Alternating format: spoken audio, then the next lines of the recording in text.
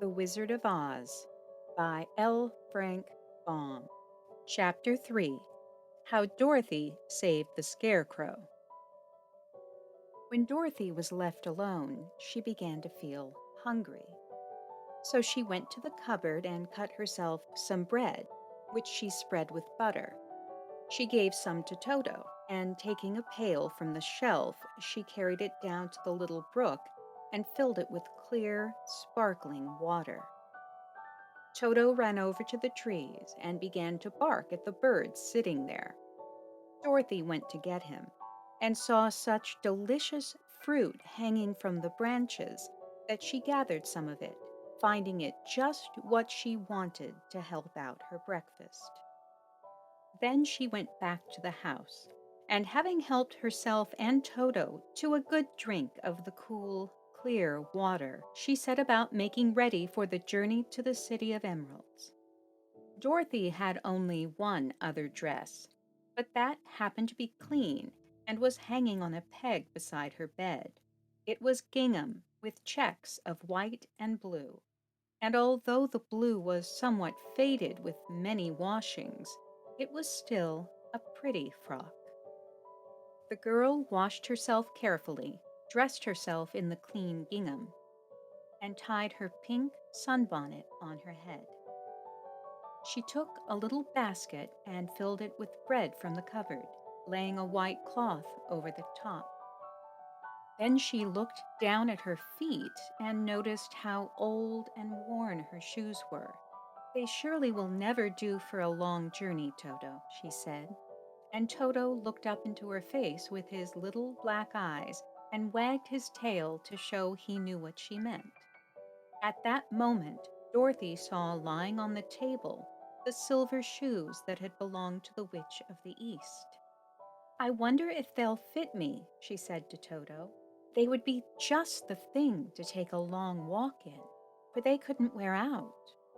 She took off her old leather shoes and tried on the silver ones, which fitted her as well as if they had been made for her. Finally, she picked up her basket. "Come along, Toto," she said. "We will go to the Emerald City and ask the great Oz how to get back to Kansas again." She closed the door, locked it, and put the key carefully in the pocket of her dress. And so, with Toto trotting along soberly behind her, she started on her journey. There were several roads nearby, but it did not take her long to find the one paved with yellow bricks. Within a short time, she was walking briskly toward the Emerald City, her silver shoes tinkling merrily on the hard yellow roadbed. The sun shone bright, and the birds sang sweetly, and Dorothy did not feel nearly so bad as you might think a little girl would who had been suddenly whisked away from her own country and set down in the midst of a strange land. She was surprised as she walked along to see how pretty the country was about her. There were neat fences at the sides of the road, painted a dainty blue color, and beyond them were fields of grain and vegetables in abundance.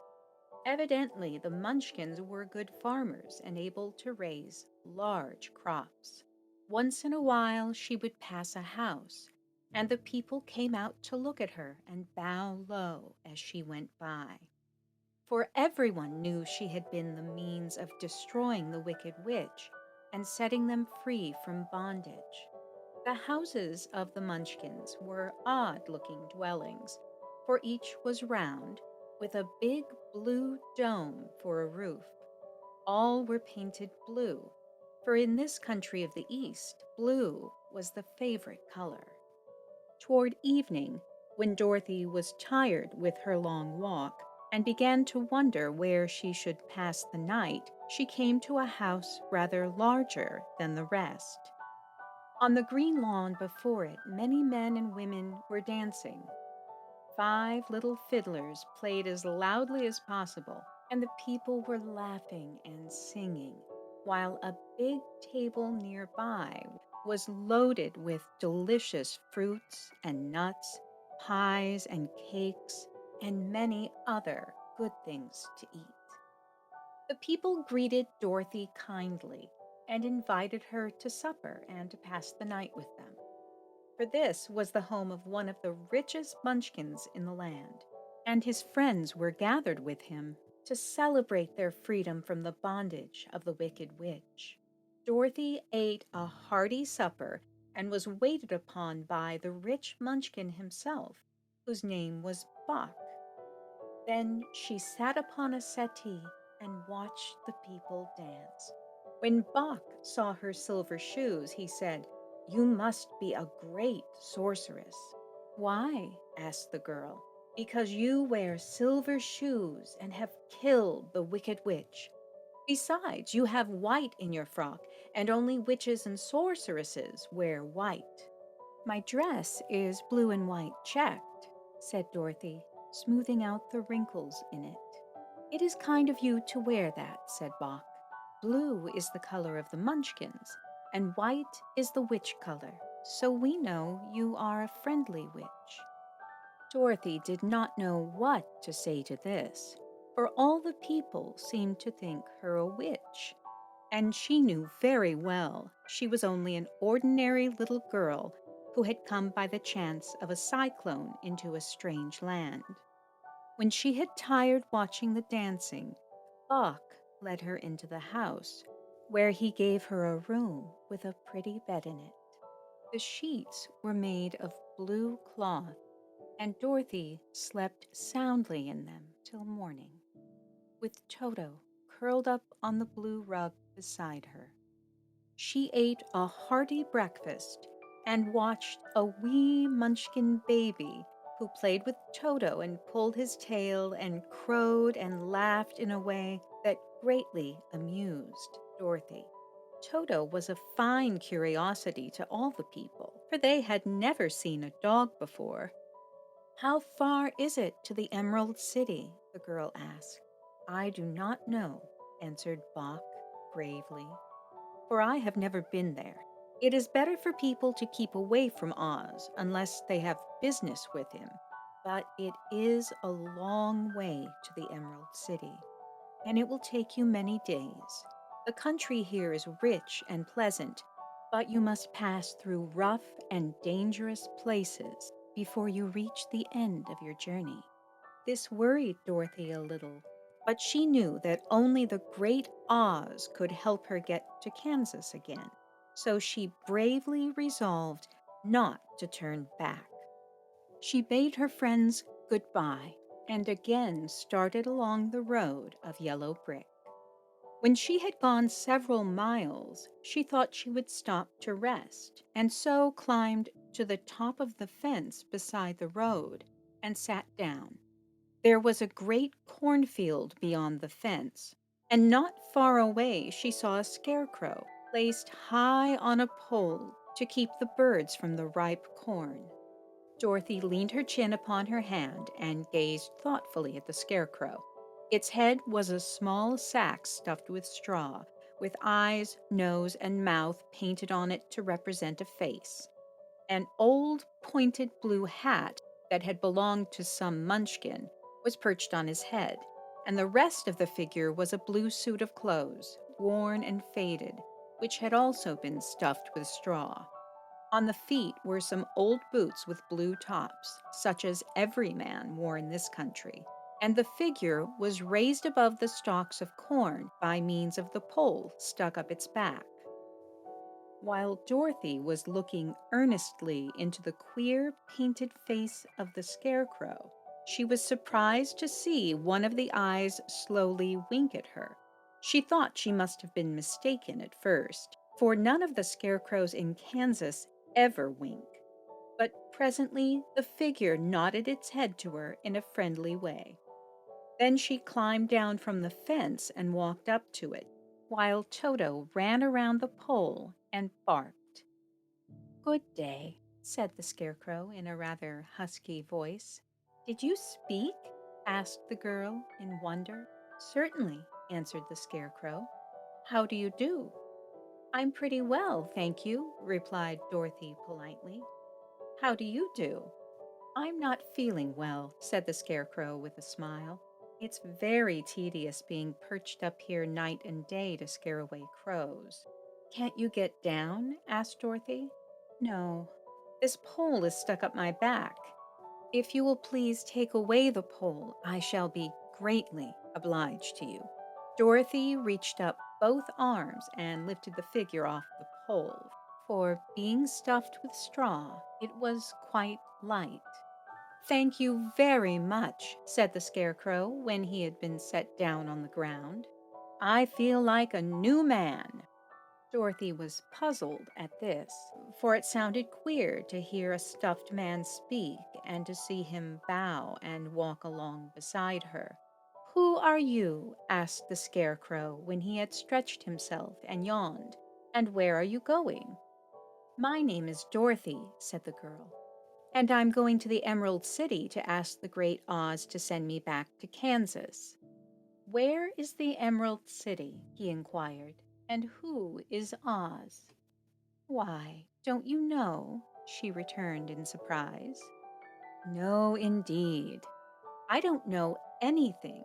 You see, I am stuffed, so I have no brains at all, he answered sadly. Oh, said Dorothy, I'm awfully sorry for you. Do you think, he asked, if I go to the Emerald City with you, that Oz would give me some brains? I cannot tell, she returned, but you may come with me if you like. If Oz will not give you any brains, you will be no worse off than you are now. That is true, said the Scarecrow. You see, he continued confidentially, I don't mind my legs and arms and body being stuffed, because I cannot get hurt. If anyone treads on my toes or sticks a pin into me, it doesn't matter, for I can't feel it. But I do not want people to call me a fool. And if my head stays stuffed with straw instead of brains, as yours is, how am I ever to know anything? I understand how you feel, said the little girl, who was truly sorry for him. If you'll come with me, I'll ask Oz to do all he can for you. Thank you, he answered gratefully. They walked back to the road. Dorothy helped him over the fence, and they started along the path of yellow brick for the Emerald City. Toto did not like this addition to the party at first. He smelled around the stuffed man as if he suspected there might be a nest of rats in the straw, and he often growled in an unfriendly way at the Scarecrow. Don't mind Toto, said Dorothy to her new friend. He never bites. Oh, I'm not afraid, replied the Scarecrow. He can't hurt the straw. Do let me carry that basket for you. I shall not mind it, for I can't get tired. I'll tell you a secret, he continued as he walked along. There's only one thing in the world I'm afraid of. What's that? Asked Dorothy. The munchkin farmer who made you? No, answered the Scarecrow. It's a lighted match. Chapter 4. The Road Through the Forest. After a few hours, the road began to be rough, and the walking grew so difficult that the Scarecrow often stumbled over the yellow bricks, which were here very uneven. Sometimes, indeed, they were broken or missing altogether, leaving holes that Toto jumped across and Dorothy walked around. As for the Scarecrow, having no brains, he walked straight ahead and so stepped into the holes and fell at full length on the hard bricks. It never hurt him, however, and Dorothy would pick him up and set him upon his feet again, while he joined her in laughing merrily at his own mishap. The farms were not nearly so well cared for here as they were farther back. There were fewer houses and fewer fruit trees, and the farther they went, the more dismal and lonesome the country became. At noon, they sat down by the roadside, near a little brook, and Dorothy opened her basket and got out some bread. She offered a piece to the Scarecrow, but he refused. I'm never hungry, he said, and it's a lucky thing I'm not, for my mouth is only painted. And if I should cut a hole in it so I could eat, the straw I'm stuffed with would come out, and that would spoil the shape of my head. Dorothy saw at once that this was true, so she only nodded and went on eating her bread. Tell me something about yourself and the country you came from, said the Scarecrow when she had finished her dinner. So she told him all about Kansas and how gray everything was there, and how the cyclone had carried her to this queer land of Oz. The Scarecrow listened carefully and said, I cannot understand why you should wish to leave this beautiful country and go back to the dry, gray place you call Kansas. That is because you have no brains, answered the girl. No matter how dreary and gray our homes are, we people of flesh and blood would rather live there than in any other country, be it ever so beautiful. There is no place like home.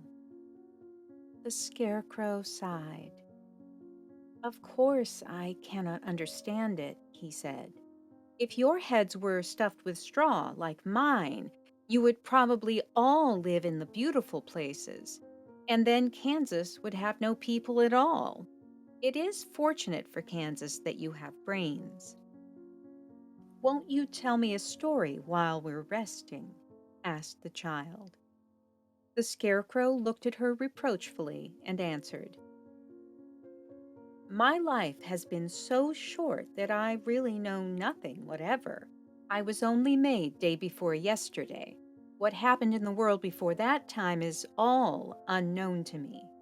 Luckily, when the farmer made my head, one of the first things he did was to paint my ears so that I heard what was going on. There was another munchkin with him, and the first thing I heard was the farmer saying, How do you like those ears? They aren't straight, answered the other. Never mind, said the farmer. They are ears just the same, which was true enough. Now I'll make the eyes, said the farmer. So he painted my right eye, and as soon as it was finished, I found myself looking at him and at everything around me with a great deal of curiosity, for this was my first glimpse of the world. That's a rather pretty eye, remarked the munchkin who was watching the farmer. Blue paint is just the color for eyes. I think I'll make the other one a little bigger, said the farmer. And when the second eye was done, I could see much better than before. Then he made my nose and my mouth, but I didn't speak, because at that time I didn't know what a mouth was for. I had the fun of watching them make my body and my arms and legs, and when they fastened on my head at last, I felt very proud, for I thought I was just as good a man as anyone.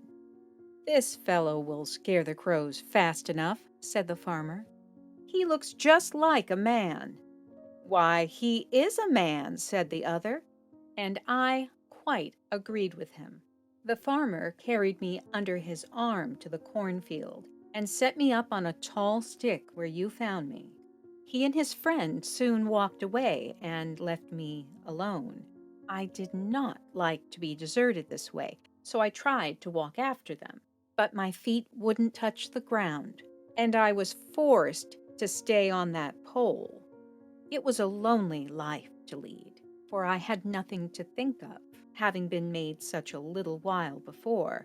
Many crows and other birds flew into the cornfield, but as soon as they saw me, they flew away again, thinking I was a munchkin, and this pleased me and made me feel that I was quite an important person.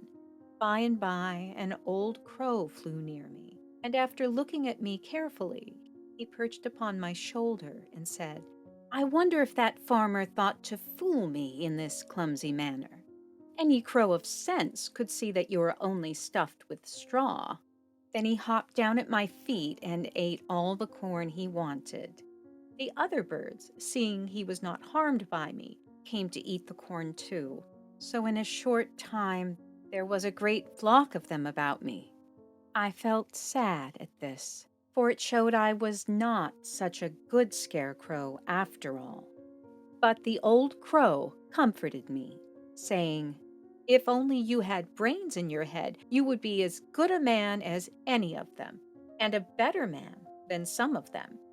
Brains are the only things worth having in this world, no matter whether one is a crow or a man."